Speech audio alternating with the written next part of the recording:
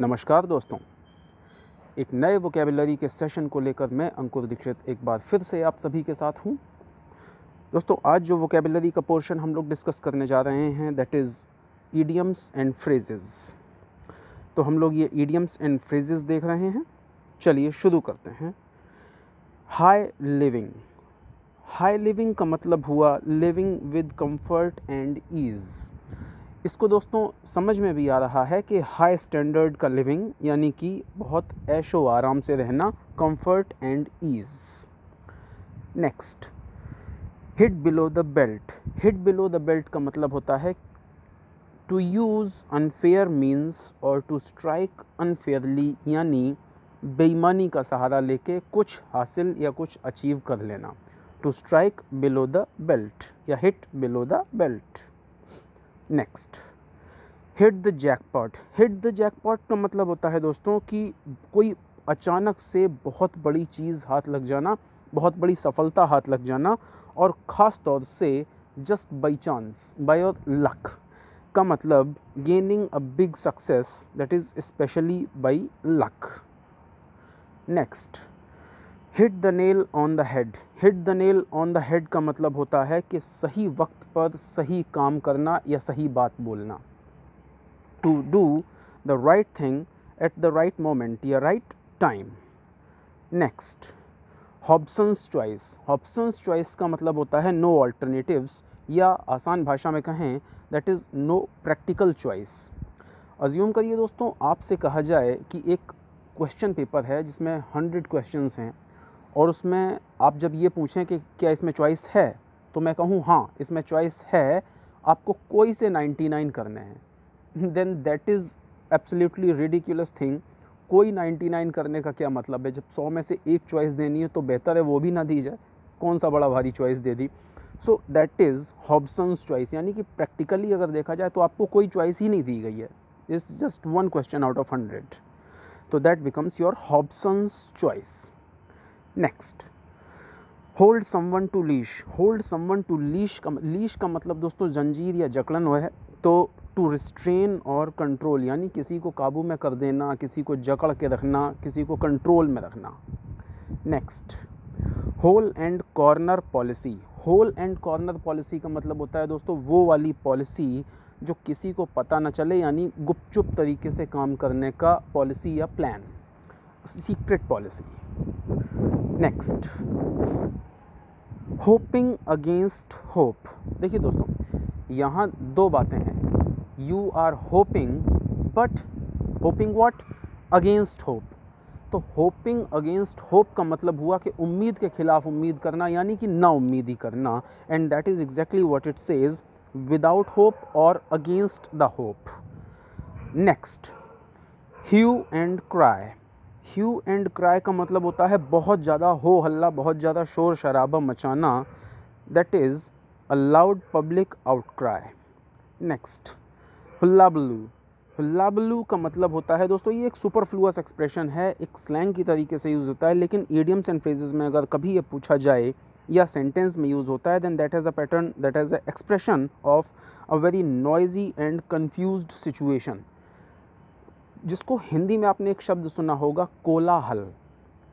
तो ये जो कोलाहल शब्द है ये एक्सप्रेस होता है hullabaloo, a very noisy and confused situation.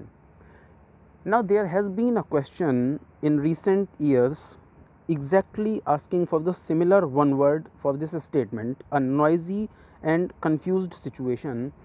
और दोस्तों जो ऑप्शन उन्होंने दिया था करेक्ट आंसर वो था पेंडेमोनियम। तो याद रखिएगा कि अगर कोई ऐसा पूछा जाता है आपसे सेंटेंस जिसमें चीख चिल्लाहट वाला माहौल हो, तो आंसर वन वर्ड में बनता है pandemonium, PANDEMONIUM। Next, in a fix. In a fix का मतलब होता है दोस्तों इन डिफ़िकल्टी या इन कन्फ्यूजन, जब आप इस असमंजस में हो कि क्या करना है क्या नहीं।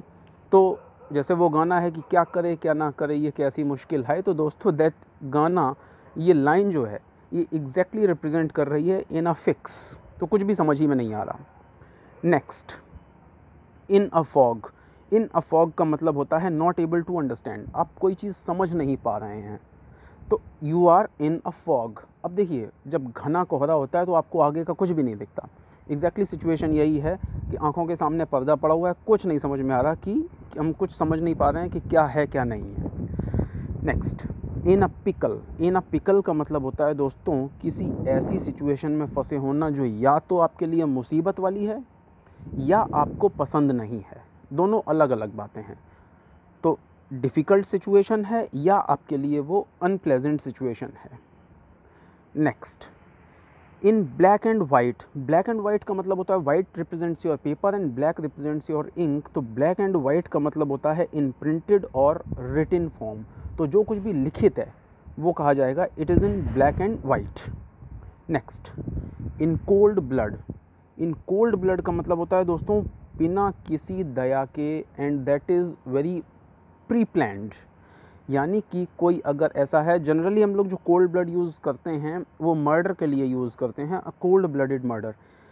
यानी कि दो बातें हुई, एक तो वो मर्डर बड़ा प्री प्लान्ड तरीके से किया गया, पहले से साजिश रची गई, एंड दूसरा मर्सीलेसली किया गया विदाउट एनी कंपैशन और ह्यूमन फीलिंग्स, यानी कि बड़ी निर्मम या निर्दयता भरे तरीके से किया गया।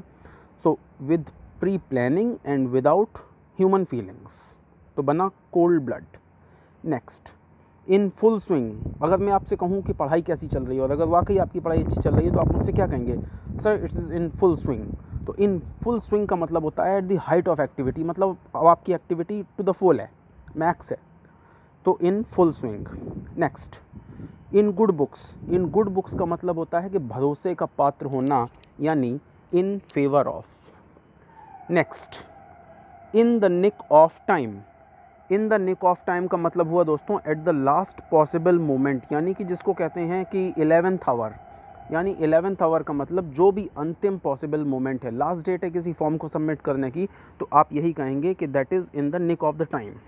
Next, in the same boat. In the same boat का मतलब हुआ कि आप दोनों जो भी लोग हैं, you are in the same boat, तो दोनों की मुसीबतें जो हैं सेम हैं। मैथमेटिक्स का पेपर है, मुझे भी 8 क्वेश्चन नहीं आ रहे हैं, दूसरे को भी 6 क्वेश्चन नहीं आ रहे हैं, then we are in the same boat. हम दोनों ही मैथमेटिक्स के वीक स्टूडेंट हैं और दोनों ही क्वेश्चन पेपर पे फंसे हुए हैं। Next, ins and outs. दोस्तों हम लोगों ने हिंदी में एक डेली लाइफ वाली भाषा में सुना होगा कि अरे उस आदमी को तो हम घर के अंदर तक जानते हैं, घर बाहर की सब जानते हैं, यानी कि घर बाहर की अंदर बाहर की सारी खबर रखते हैं, that is ins and outs, यानी कि फुल डिटेल्स जानते हैं, कंप्लीटली जानते हैं, टू द माइन्यूटेस्ट डिटेल जानते हैं, तो बना ins and outs. Next, iron fist. Iron fist का मतलब होता है दोस्तों किसी आदमी को बहुत बुरी तरीके से प्रताड़ित करके ट्रीट करना, to treat people in a severe manner.